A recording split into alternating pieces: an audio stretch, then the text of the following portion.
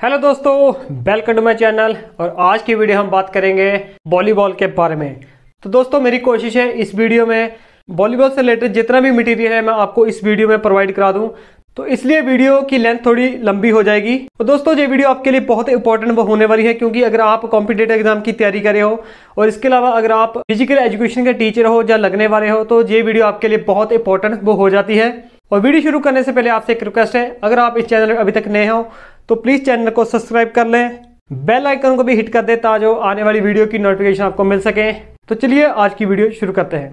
तो चलिए दोस्तों वीडियो शुरू करते हैं। सबसे पहले हम वॉलीबॉल से रिलेटेड कुछ इंपॉर्टेंट फैक्ट को जानेंगे जो अक्सर ही कॉम्पिटिटिव एग्जाम में पूछ लिए जाते हैं। और उसके बाद हम जो डिटेल वाइज वीडियो बनाने जाने उसमें हम देखेंगे जो कोर्ट है वॉलीबॉल का उसकी मेजरमेंट क्या है, बॉल की मेजरमेंट क्या है, नेट की मेजरमेंट क्या होती है, और इसके अलावा क्या है रूल रेगुलेशन, कितने कार्ड मिलते हैं, कितने ऑफिशियल होते हैं इसमें, और इसके अलावा लिब्रो क्या काम करता है, अंटीने का क्या काम है, और इसके साथ टाई कैसे ब्रेक होती है, कितने टाइप्स की सर्विस होती है। बहुत सारे क्वेश्चन हैं जो आज हम इस वीडियो में वॉलीबॉल से रिलेटेड है, चलिए उन्हें देखते हैं। सबसे पहले पूछ लिया जाता है वॉलीबॉल का जन्मदाता कौन है, वॉलीबॉल यानी कि इन्वेंट किसने की है।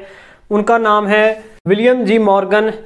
ये थे इनके जन्मदाता। और ये कहाँ बनी थी, ये यूएसए यानी कि अमेरिका में बनी थी। और कब बनी थी, 1895 में इसका इन्वेंट किया गया था, यानी कि इसके जन्मदाता था विलियम जी मॉर्गन और अमेरिका में ये बनी थी। और सेकंड फैक्ट है, यानी कि सेकंड क्वेश्चन पूछ लिया जाता है इसका ओल्ड नेम क्या था, यानी कि इसका पुराना नाम वो क्या था। आते से वॉलीबॉल कहते हैं, इससे पहले हम इसे कौन से नाम से जानते थे, वो था मिंटो नेंटे हम इसे कहते थे सबसे पहले, और बाद में इसका नाम वॉलीबॉल वो आ गया है या पड़ गया है। और इसके अलावा पूछ लिया जाता है वॉलीबॉल की फेडरेशन का ना क्या है और क्या है उसका नाम। तो इसकी फेडरेशन है, शॉर्ट नेम है FIBB, यानी कि फुल फॉर्म है फेडरेशन इंटरनेशनल द वॉलीबॉल। और ये कब बनी थी, ये बनी थी दोस्तों जब हमें आज़ादी मिली थी, उसकी खुशी में बनाई गई थी। नहीं जस्ट जॉकिंग। 1947 में ये बनी थी फेडरेशन। और इसका मुख्यालय कहाँ है, इसका मुख्यालय है स्विट्जरलैंड में, लोसाने स्विट्जरलैंड में इसका मुख्यालय है। और पूछ सकते हैं इसका प्रेजेंट में यानी कि वर्तमान में इसका प्रेसिडेंट कौन है, तो इसका प्रेसिडेंट है एरी ग्रेक इसके प्रेसिडेंट है। और इसके साथ पूछ लिया जा सकता है कि ओलंपिक में वॉलीबॉल को कब शामिल किया गया था, वो किया गया था 1964 में। और एशिया में कब शामिल किया गया था इस गेम को, वो है 1958 में। 1958 में एशिया गेम में से शामिल किया गया था, ओलंपिक में 1964 में से शामिल किया गया था।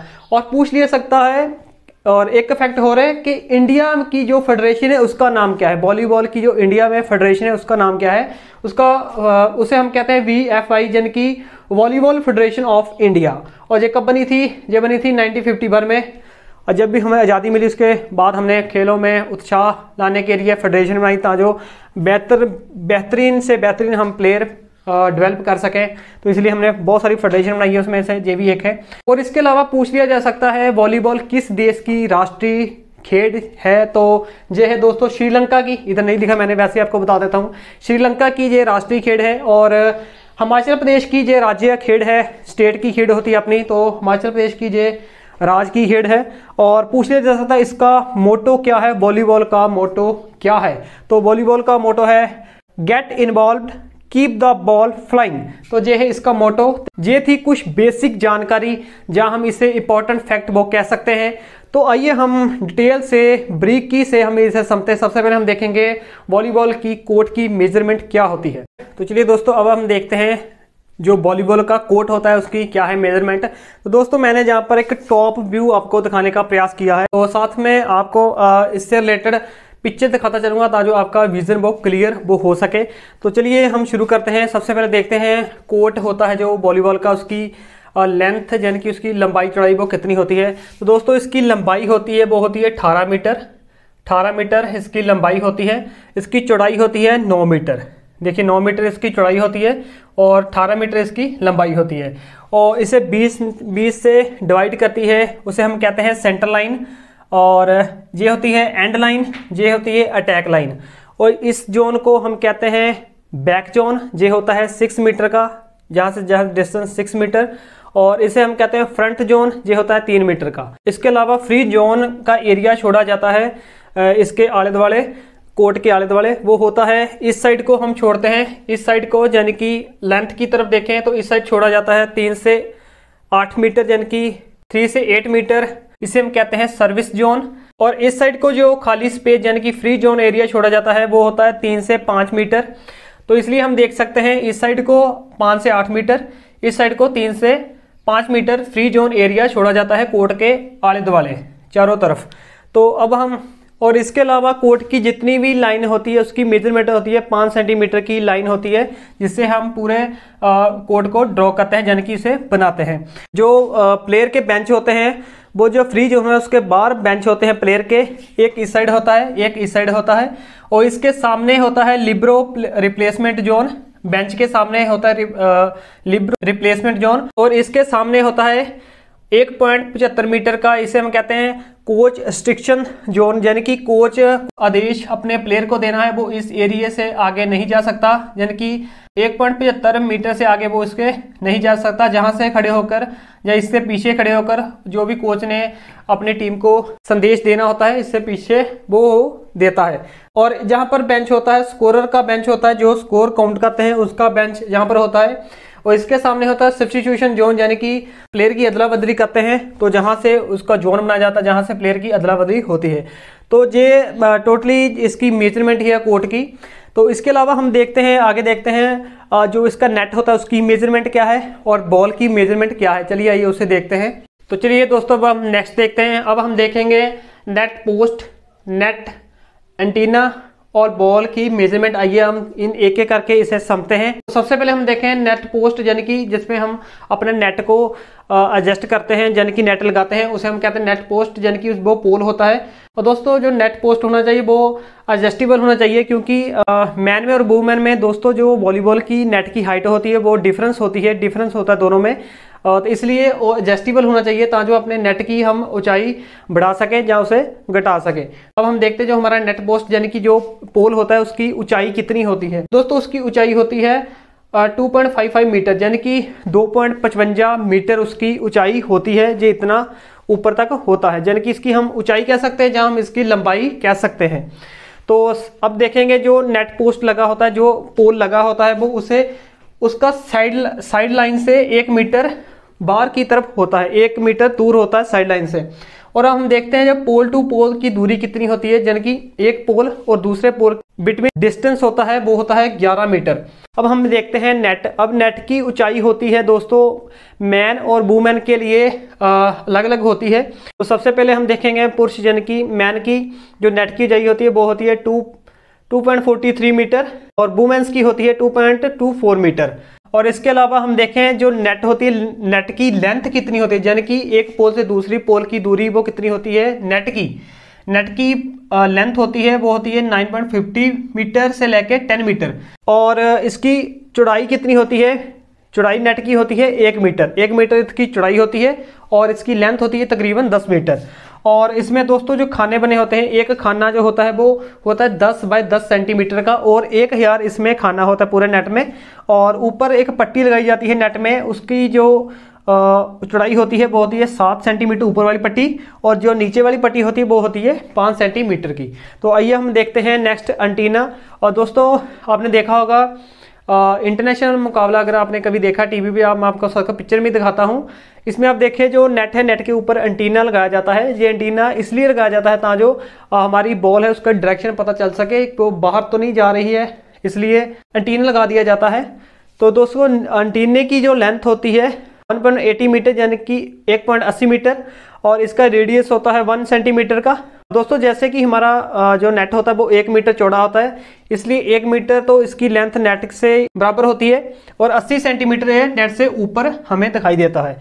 और इसका जो कलर होता है वो 2 कलर में जो होता है, रेड और वाइट कलर में। 10 सेंटीमीटर रेड पट्टी होती है, उसके बाद 10 सेंटीमीटर वो वाइट पट्टी, फिर रेड पट्टी, फिर वाइट पट्टी, ऐसे इसका वो कलर होता है एंटीने का। अब हम देखते हैं बॉल का दोस्तों वेट होता है 260 से लेकर 280 ग्राम इसका वेट होता है बॉल का, जो वॉलीबॉल में बॉल यूज की जाती है। और इसका सरकमफ्रेंस होता है 65 से लेकर 67 सेंटीमीटर, 65 to 67 सेंटीमीटर इसका सरकमफ्रेंस होता है। और इसमें जो एयर का प्रेशर होता है वो होता है 0.40 से लेके 0.45 kg सेंटीमीटर स्क्वायर। तो ये इसका प्रेशर होता है। तो ये थी बेसिक जानकारी। आइए हम नेक्स्ट देखते हैं। तो चलिए दोस्तों, अब हम देखते हैं वॉलीबॉल कैसे खेलते हैं और क्या क्या इसमें होता है। सबसे पहले दोस्तों हमारे पास होती है टॉस। वॉलीबॉल खेलने से पहले हम टॉस करते हैं और जो भी टीम टॉस जीती है वो सर्विस करती है। और उसके बाद आता है प्लेयर। और वॉलीबॉल में दोस्तों होते हैं 12 प्लेयर और कोर्ट में जो खेलते हैं वो होते हैं 6 प्लेयर। और इसमें 2 आप लिब्रो प्लेयर रख सकते हो और लिब्रो की जो किट होती है वो बाकी प्लेयरों से डिफरेंस होती है। और प्ले यानी कि हम कैसे खेलते हैं दोस्तों, इसका क्या रूल है, आपको 3 टच मिलते हैं बॉल के साथ। 3 टच से आपने अपने बॉल ओपोनेंट की कोर्ट में डालना है और उसे गिराना है ओपोनेंट के कोर्ट में। अगर आप बॉल को ओपोनेंट के कोर्ट में गिराने में सफल हो जाते हैं तो आपको 1 पॉइंट मिलता है। तो अब हम देखते हैं मैच। और मैच जीतने के लिए दोस्तों आपको 3 सेट जीतने होते हैं और मैच होता है बेस्ट ऑफ 5 और जहां बेस्ट ऑफ 3 का हम मान के चलते हैं बेस्ट ऑफ 5। यानी कि मैच जीतने के लिए आपके पास 5 सेट होते हैं और 5 सेट में एक सेट होता है 25 नंबर का। ऐसे आपने अगर लगातार 3 सेट जीत लेते हैं तो आप मैच जीत जाते हो। और आगे हम देखते हैं अगर मैच आपका टाई हो जाए। अब टाई कैसे होता है दोस्तों, अब हम एग्जांपल देते हैं मैच टाई कैसे होता है। मान लीजिए 2 टीम है, उसने 2-2 सेट जीत लिए, टोटल 5 सेट होते हैं। 2 एक टीम ने जीत लिए, 2 बी टीम ने जीत लिए। टीम्स है वो 5वें सेट के लिए लड़ेगी। और मान लीजिए अगर दोनों टीम का जो स्कोर हो गया 14-14, तो जहां पर जो मैच वो टाई हो जाएगा। अब टाई कैसे ब्रेक होगी, तो दोस्तों अब जीतने के लिए 2 पॉइंट की लीड चाहिए। अगर मान लीजिए अगर किसी प्लेयर का या किसी टीम का 16 पॉइंट हो जाता है, वो टीम वो जीत जाएगी। इसलिए जीतने के लिए 2 पॉइंट की लीड किसी भी टीम को चाहिए, तो उसकी टाई ब्रेक हो जाएगी, वो टीम जीत जाएगी। तो आगे हम देखते हैं टाइम आउट। कोई भी टीम एक सेट में 2 टाइम आउट वो ले सकती है और एक टाइम आउट की टाइमिंग होती है 30 सेकंड के लिए। अब नेक्स्ट देखते हैं सब्स्टिट्यूशन। सब्स्टिट्यूशन दोस्तों, एक टाइम में हम 2 से ज्यादा प्लेयर बदल नहीं सकते। वॉलीबॉल में एक टाइम में हम 2 से ज्यादा प्लेयर नहीं बदल सकते। और सेकंड है, एक सेट में एक प्लेयर को एक बार ही बदला जा सकता है। और ऐसा हो सकता है, मान लीजिए कोई प्लेयर है या कोई प्लेयर खेल रहा है, इसे हम बदल देते हैं तो ये प्लेयर अभी बाहर चल गया। हम इसे अंदर तो ला सकते हैं, अंदर मान लीजिए ये बास अंदर आ गया। अब हम इसे फिर से बदल नहीं सकते, यानी कि हम एक प्लेयर को एक बार से ज्यादा बदल नहीं सकते। एक टाइम में 2 प्लेयर से ज्यादा नहीं बदल सकते और एक सेट में एक प्लेयर को बार बार नहीं बदल सकते। नेक्स्ट देखते हैं लिब्रो। और लिब्रो दोस्तों क्या होता है, लिब्रो किसी भी टीम में डिफेंडिंग प्लेयर होता है। जे डिफेंड करता है, जे अटैक नहीं कर सकता, जे सर्विस नहीं कर सकता। और इसकी किट जो इसकी पोशाक होती है वो बाकी प्लेयरों से अलग होती है। और एक टीम में 2 लिब्रो हो सकते हैं। तो जो डिफेंस कर सकता है ओनली, और इसकी हाइट बाकी जितने प्लेयर है उससे थोड़ी कम होती है क्योंकि इसने पीछे से डिफेंस करना होता है। और इसकी रोटेशन अलग चलती है, आइए उसे भी नेक्स्ट हम देखेंगे। और नेक्स्ट देखें हम लाइट। और दोस्तों जब भी वॉलीबॉल का मैच होता है उसमें एक लाइट की, प्रॉपर लाइट की जरूरत होती है। वो कितनी होती है, वो 1000 से लेकर 1500 लक्स होती है। और रोशनी को मापने की जो यूनिट होती है उसे हम कहते हैं लक्स। और नेक्स्ट हम देखते हैं टेम्परेचर। और टेम्परेचर कितना होता है, 16 से लेकर 25 डिग्री सेल्सियस इसका टेम्परेचर होता है वॉलीबॉल गेम में। और नेक्स्ट हम देखते हैं रोटेशन। दोस्तों वॉलीबॉल में जब हम पेन गांव में खेलते हैं तो वहां पर तो रोटेशन जरूरत नहीं पड़ती, लेकिन हम जब इंटरनेशनल या नेशनल लेवल पर खेलते हैं तो हमारे को ये पता होना चाहिए और हमारे को जरूरत पड़ती है रोटेशन की। थोड़ा डिटेल से समझते हैं क्या होती है ये क्लॉकवाइज रोटेशन क्या होती है। और वॉलीबॉल में बहुत ही इंपॉर्टेंट पॉइंट होता है रोटेशन क्लॉकवाइज। अब देखते हैं क्लॉकवाइज क्या है। वॉलीबॉल में प्लेयर होते हैं जब वो खेलते हैं, खेलते समय जो रोटेशन होती है उसे हम कहते हैं, रोटेशन को हम कहते हैं क्लॉकवाइज रोटेशन। अब देखते हैं हमारे जो प्लेयर होते हैं उसमें पोजीशन क्या होती है, वो कैसे खेलते हैं। आइए हम देखते हैं। मैंने दोस्तों जी एक कोर्ट लिया है। कोर्ट में आप देखें जी एक साइड है उसका जहाँ पर नेट होता है, ये फ्रंट वाला जोन है, ये बैक जोन है। पीछे प्लेयर खेलता है उसे हम 1 नंबर कहते हैं। ऐसे 2 नंबर, 3 नंबर, 4 नंबर, 5 और 6 नंबर जो हमारा लिब्रो ऐसे होता है, ये उसकी पोजीशन होती है। अब ये समझने वाली बात यहाँ पर ये है दोस्तों, इनकी जो खड़े होने की पोजीशन है वो एंटी क्लॉकवाइज होती है, लेकिन इसकी जो रोटेशन पोजीशन है, खेलने की रोटेशन पोजीशन है, वो होती है क्लॉकवाइज। अब देखें ये खड़े कैसे हैं, ये 1 2 3 4 5 6 ऐसे। हम अगर ऐसे इस साइड को हम हाथ को चलाता हूँ, ये एंटी क्लॉकवाइज हो जाती है। लेकिन ये खेलते कैसे हैं, ये ऐसे खेलते हैं, जब खेलते हैं तो ऐसे रोटेशन इनकी होती है जिसे हम कहते हैं क्लॉकवाइज रोटेशन। खड़े होते हैं एंटी क्लॉकवाइज और खेलते समय रोटेशन होती है क्लॉकवाइज। अब हम देखते हैं जो 1 नंबर होता है इसे हम कहते हैं यूनिवर्स, और 6 नंबर होता है लिब्रो, 5 नंबर होता है हमारा सेटर जो सेट करता है, और 4 नंबर पे होता है सेंटर ब्लॉकर, सेंटर अटैकर, और 3 नंबर पर होता है हमारा सेंटर ब्लॉकर, और 2 नंबर पे होता है राइट साइड अटैकर। तो ऐसे 6 प्लेयर एक टाइम पर इस पे खेलते हैं। अब हम देखते हैं जो लिब्रो होता है, अब मैंने जैसे बताया था जो लिब्रो होता है वो जो फ्रंट वाला अटैकर जोन होता है, जिनकी फ्रंट जोन है वहाँ पर नहीं जाता, तो इसकी रोटेशन कैसे होती है। अब हम देखते हैं रोटेशन कैसे मिलती है। जब भी हमारा टीम पॉइंट जीती है हमारे को सर्विस मिलती है, सर्विस मिलने से हमारी जो रोटेशन वो होती है, जितनी बार हमारे पास सर्विस आएगी पॉइंट जीतने के बाद उतनी बार हमारी टीम रोटेशन करेगी।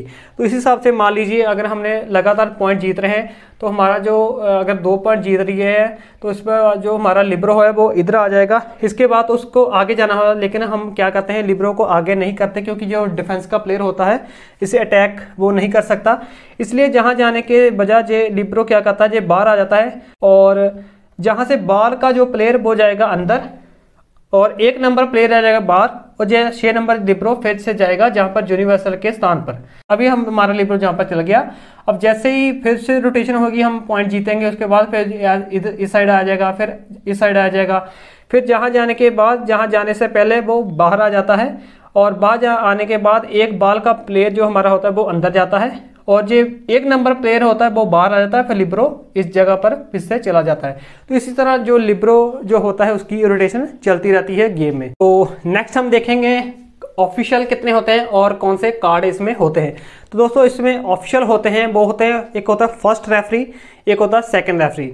और फर्स्ट रेफरी होता है वो दोस्तों जो नेट होता है उसके पास में एक स्टैंड होता है और ऊपर से वो उसे पूरी गेम को ऑब्जर्व करता है, देखता है, तो वो फर्स्ट रेफरी होता है। इससे साथ ही एक होता है सेकंड रेफरी, और 2 या 4 इसमें लाइनमैन हो सकते हैं जिसे हम लाइन जज कहते हैं, जो देखते हैं अगर बॉल लाइन के ऊपर गिरी है या लाइन के बाहर गिरी है, क्योंकि अगर लाइन के ऊपर गिरी है तो दोस्तों ये जितनी भी मेजरमेंट होती है वो इंक्लूड होती है, कोर्ट के अंदर होती है। तो अगर लाइन के ऊपर गिरती है तो उस टीम को ही पॉइंट मिलता है जिसने अटैक किया होता है।